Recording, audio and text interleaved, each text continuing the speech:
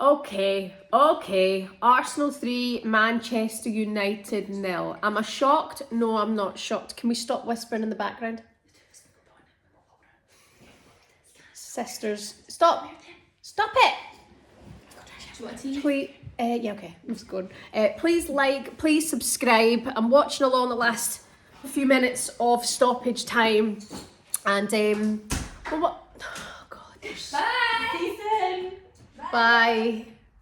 I was meant to be at the game today, but my sister Brogan was with us, and she's not feeling 100%, so we're watching it at home.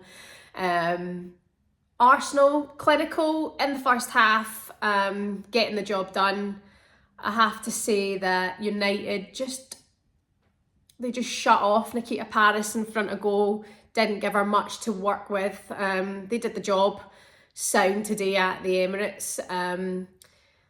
Just looking at Steph Catley, did you see that rugby tackle? She went to head the ball, it was low. I don't know why she went to head it, and she's kind of gone, Garcia's gone through her, and it looked so sore. If that happened to me, I would have probably just played dead. But Catley's okay. Anyway, like we say, Arsenal 3, Manchester United 0. A couple of things we need to speak about here. The first goal, an own goal from Tissier. They came in from a corner, went through Letissier's legs. Nightmare. 2-0 was a header from Chloe Lacasse.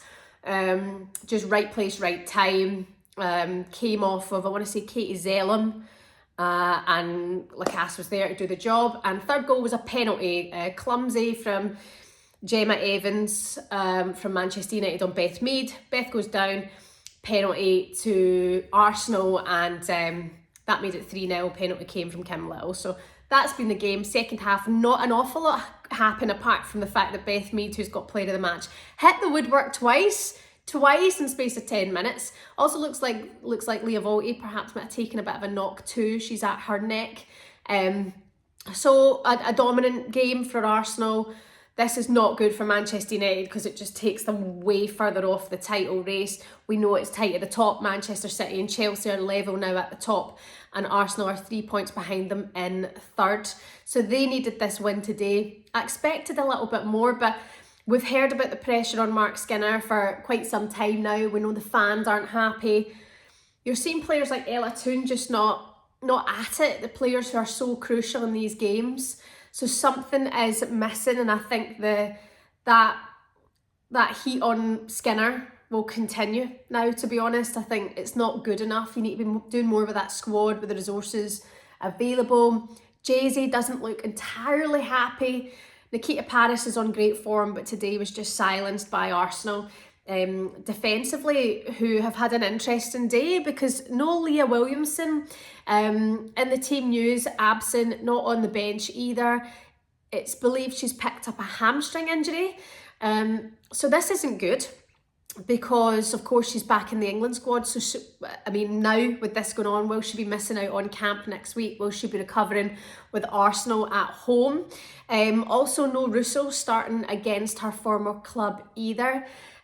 Okay, they didn't need Russo today. Stina got that start. Stina deserves that start. But I don't know how Russo would be feeling about this whole situation. Leah Galton putting a heavy one on there. Oh, another goal. Oh, goal for Manchester United. Goal. Lucia Garcia switched off at the back there, Arsenal. Ball came in, Lucia Garcia just finishes it off. Let me see this replay. I think it's done. I think it's pretty much done. It's now 3-1. But no, we're going again. I've come from a corner. Yeah, it came from a corner. Is that Ella Toon?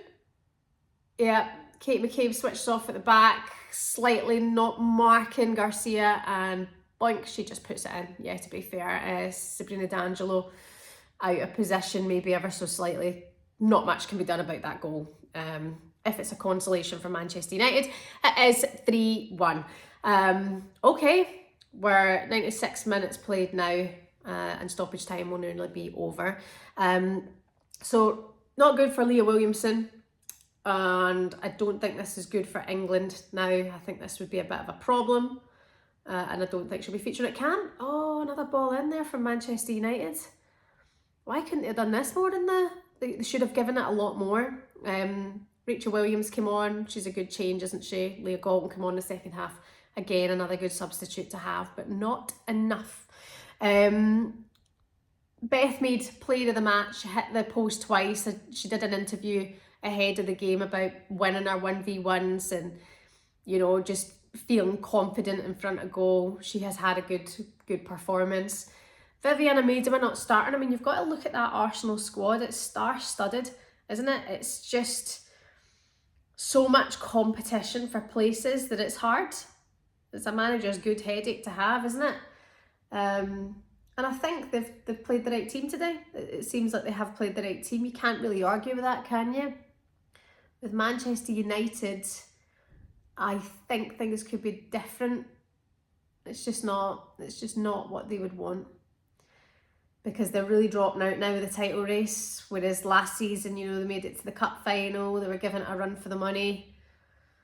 Now it's just a bit meh, to be honest. Who else? Amanda Ilstead not in the squad today due to illness for Arsenal. So Lotta was centre back alongside Leah Codina. But they did a good job, because I sometimes feel that can be a bit of a... sometimes can be a bit hairy. But Manchester United haven't had enough going forward. What do you think then?